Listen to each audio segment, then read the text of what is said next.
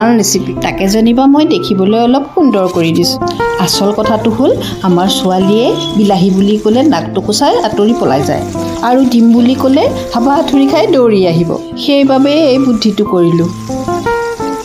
এই আৰু একেবাৰে সহজ, বিলাহীটো এনেকৈ অকণ ফুলটোৰ নিচিনাকৈ কাটি ল'ব লাগে আৰু তাৰপাছত মাজতে কণীৰ কুহুমটো কাঢ়ি লৈ দি দিব লাগে। তাৰপিছতে সেয়া আৰু কুহুমৰ বগা অংশখিনি বিলাহীটোৰ ফাকে ফাকে এইদৰে দি দিয়ক।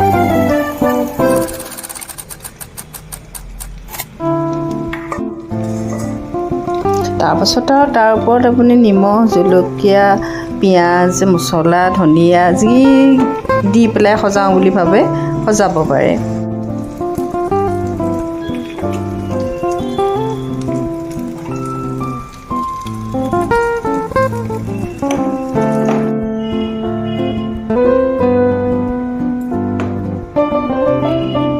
ভাল পোৱা বেয়া পোৱা দুইটা বস্তু সুন্দৰকৈ মিলাই দিলোঁ।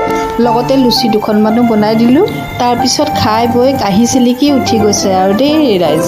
আপোনালোকৰো যদি কাৰোবাৰ এনেকুৱা সমস্যা আছে তেনেহ'লে এই উপায়টো নিশ্চয় ইচ্ছা কৰিলে কৰিব পাৰে।